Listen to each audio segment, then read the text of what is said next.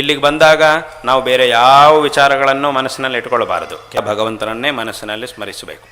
ದೇವರ ಸನ್ನಿಧಿಗೆ ಬಂದಿದ್ದೀವಿ ಅಂತಂದರೆ ಲೌಕಿಕವಾದ ಎಲ್ಲ ವಿಚಾರಗಳನ್ನು ಬಿಟ್ಟು ಬರಬೇಕು.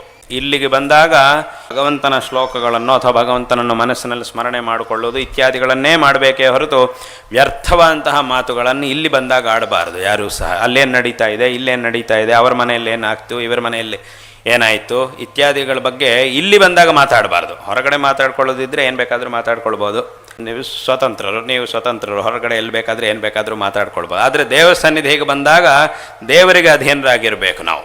ಇಲ್ಲಿ ಬಂದಾಗ ವ್ಯರ್ಥವಂತಹ ಮಾತುಗಳನ್ನಾಡದೆ ಆ ಭಗವಂತನ ಬಗ್ಗೆ ಚಿಂತನೆ ಮಾಡಿ ಏನಾದರೂ ಶ್ಲೋಕಗಳನ್ನು ಹೇಳಿ ಇತ್ಯಾದಿಗಳನ್ನು ಮಾತ್ರ ಮಾಡುವ. ಲೋಕದಲ್ಲಿ ಕೆಲವರು ಏನು ಮಾಡ್ತಿರ್ತಾರೆ, ದೇವಸ್ಥಾನಕ್ಕೆ ಬರುವುದೇ ಅಲ್ಲಿ ಯಾರೋ ಒಬ್ಬರು ಸಿಗ್ತಾರೆ ಇವರಿಗೆ, ಯಾಕಂದರೆ ಅವರು ಇದೇ ಸಮಯಕ್ಕೆ ದೇವಸ್ಥಾನಕ್ಕೆ ಬರ್ತಾರೆ, ಆಗ ನಾವು ಈ ಸಮಯಕ್ಕೆ ಹೋದರೆ ಅವರಲ್ಲಿ ಸಿಗ್ತಾರೆ, ಹೋದರೆ ಸ್ವಲ್ಪ ಏನಾದರೂ ಮಾತಾಡಬಹುದು ಅಂಥೇಳಿ ಅಲ್ಲವಾಗ ಅಲ್ಲಿಗೆ ಹೋಗ್ತಾರೆ. ಸರಿ, ಬಂದ ಮೇಲೆ ದೇವಸ್ಥಾನಕ್ಕೆ ಬಂದು ದೇವರನ್ನು ನೋಡಲಿಲ್ಲ ಅಂದರೆ ಚೆನ್ನಾಗಿರೋದಿಲ್ಲ ಅಂಥೇಳಿ ಸುಮ್ಮನೆ ದೇವರ ಹತ್ರಕ್ಕೆ ಹೋಗೋದು, ಏನೋ ಒಂದು ಮಿಥ್ಯಾಚಾರಕ್ಕೆ ಒಂದ್ಸಲ ನಮಸ್ಕಾರ ಮಾಡುವುದು, ಏನೋ ಮಾಡ್ಕೊಂಡು ಬರ್ತಿರ್ತಾರೆ. ಅವರ ತಲೆಯಲ್ಲಿ ದೇವರು ಇರುವುದಿಲ್ಲ. ಇವರೆಲ್ಲಿದ್ದಾರೆ, ಈ ವ್ಯಕ್ತಿ ಬಂದಿದ್ದಾರೆ ದೇವಸ್ಥಾನಕ್ಕೆ, ಬರಲಿಲ್ಲ, ಯಾಕೆ ಬರಲಿಲ್ಲ, ಬಂದರೆ ಅವರ ಹತ್ರ ಹೋಗೋದು, ಏನೇನೋ ಮಾತಾಡುವುದು ಇತ್ಯಾದಿಗಳನ್ನು ಮಾಡ್ತಿರ್ತಾರೆ. ಅದನ್ನು ಮಾಡಬಾರದು, ಈ ರೀತಿಯಾಗಿ ಮಾಡಬಾರದು.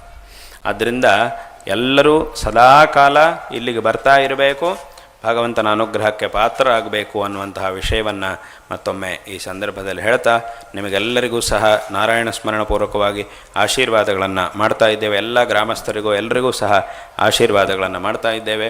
ಶಾರದಾ ಚಂದ್ರಮೌಳೀಶ್ವರರ ಹಾಗೂ ನಮ್ಮ ಗುರುಗಳ ಪರಿಪೂರ್ಣವಾದಂತಹ ಅನುಗ್ರಹ ನಿಮ್ಮೆಲ್ಲರ ಮೇಲೆ ಸದಾಕಾಲ ಇರಲಿ ಎಂಬುದಾಗಿ ಈ ಸಂದರ್ಭದಲ್ಲಿ ಹೇಳ್ತಾ